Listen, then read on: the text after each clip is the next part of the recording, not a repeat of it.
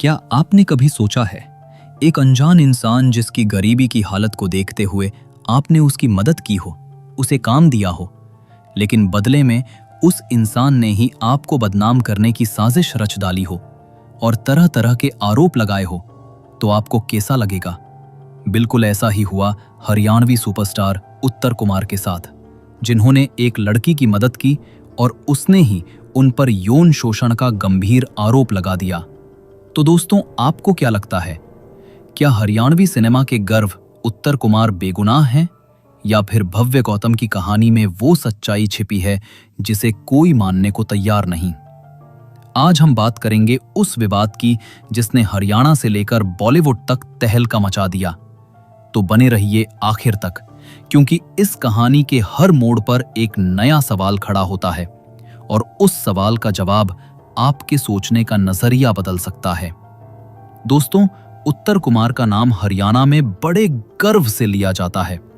देसी स्टाइल, मिट्टी की खुशबू और आम आदमी की जिंदगी को बड़े पर्दे पर उतारने वाला ये चेहरा हर घर का हिस्सा बन चुका था। बच्चे से लेकर बड़े तक सब उनके डायलॉग बोलते, उनका स्टाइल अपनाते। उत्तर कुमार अब सिर्फ एक्टर नहीं बल्कि हरियाणा की पहचान बन गए थे। लेकिन वक्त पलटते देर नहीं लगती। फिल्मों की चमक के तराजू पीछे अचानक विवादों की परछाई गहराने लगी थी। कहानी की शुरुआत होती है एक्ट्रेस भव्य गौतम से। वही भव्य गौतम जिसने उत्तर कुमार के साथ राजी बोलजा गाने में काम किया। लेकिन उसी भव्य गौतम ने एक उत्तर कुमार पर गलत व्यवहार और यौन शोषण जैसे अपराध का दावा करते हुए गंभीर आरोप लगाए। और पलक झपकते ही ये खबर सोशल मीडिया पर आग की तरह फैल गई। लोगों ने तुरंत फैसले सुनाने शुरू कर दिए कि क्या सच में वो ऐसा कर सकते हैं या वो किसी साजिश का शिकार हो चुके हैं। केस की गंभीरता को देखते हुए उत्तर कुमार को पुलिस ने अरेस्ट कर लिया और कोर्ट ने उन्हें 14 दिन की न्यायिक हिरासत में भेजा दिया। ये देखकर उत्तर कुमार के फैंस और हरियाणा की जनता हैरान हो गई और केस काफी दिनों तक चला। लेकिन सबूतों के अभाव में कोर्ट ने उत्तर कुमार को रिहा कर दिया। लेकिन मामला यही ठंडा नहीं हुआ। उत्तर कुमार के बाहर आते ही भव्य गौतम का गुस्सा फूट पड़ा और उसने बयानबाजी स्टार्ट कर दी।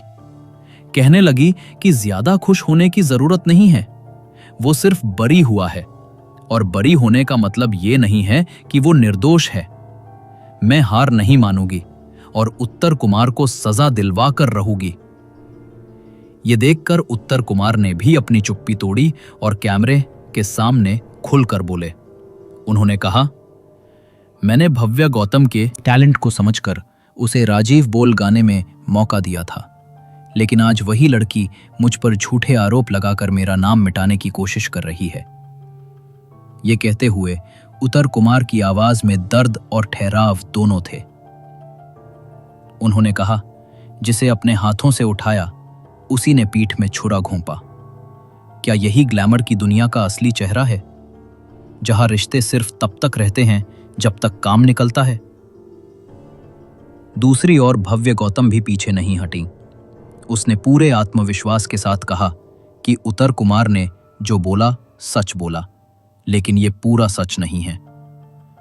उत्तर कुमार और भव्य गौतम के वीडियो वायरल होने लगे और लोग उनके समर्थन में उतर आए। सोशल मीडिया दो हिस्सों में बंट गया।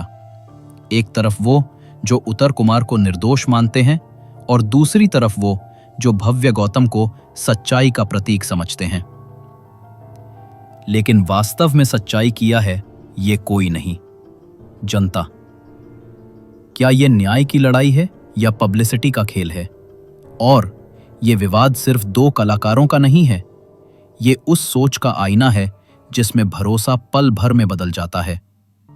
जहां कल तक किसी को भाई कहा जाता है, आज वही दोषी कहलाता है। गांवों की मिट्टी से निकला एक स्टार जिसे लोगों ने भगवान की तरह पूजा, अब उसी पर सवाल उठ रहे हैं।